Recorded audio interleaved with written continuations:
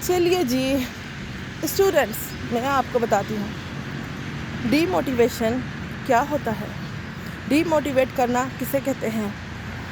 تو چلے شروع کرتے ہیں۔ میرے فادر نے میرے لیے میڈیکل سلیکٹ کیا تھا، اور میری دوست جو میری کلاس فیلو تھی اس نے اپنے لیے آرٹس سلیکٹ کیا تھا۔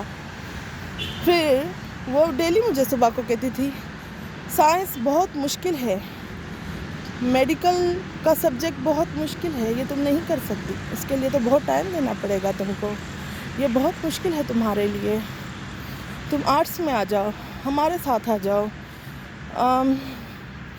پھر اس طرح ہوا، دن کو چھٹی کے ٹائم وہ 3 ٹائم مجھے ڈی موٹیویٹ کرتی تھی۔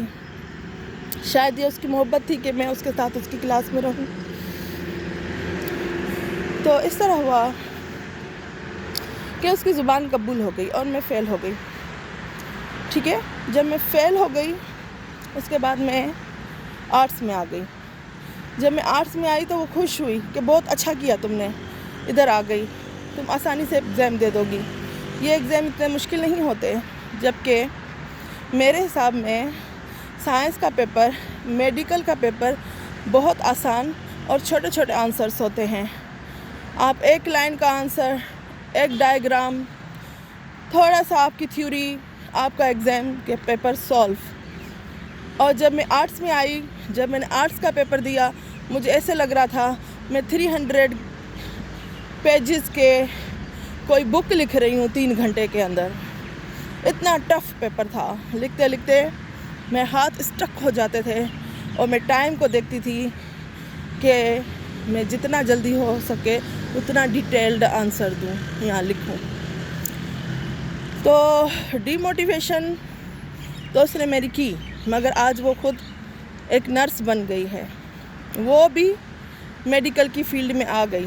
کاش کہ میں نے اس وقت اس کو دھیان نہیں دیا ہوتا، میں اپنے فادر کے سلیکٹ کیے ہوئے سبجیکٹ پر دھیان دیتی جو اس نے میرے لیے چوز کیا کہ میری بیٹی ڈاکٹر بنے گی، پر میں ڈی موٹیویٹ ہو گئی۔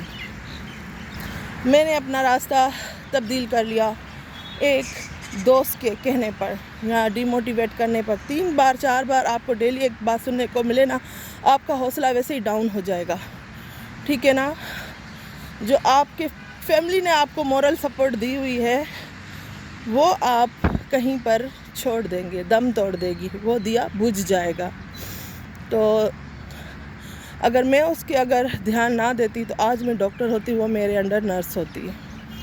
تو ایسے دوستوں سے ذرا دور رہیں جو آپ کو ڈیلی یہ کہیں کہ یا تم نہیں کر سکتی یا نہیں کر سکتے۔ جو آپ نے گول اچیو کرنا ہے بس اس پہ فوکس رہیں، اور دوست بھی وہی بنائیں جو اس فیلڈ میں ہوں تاکہ وہ آپ کی رہنمائی کر سکیں۔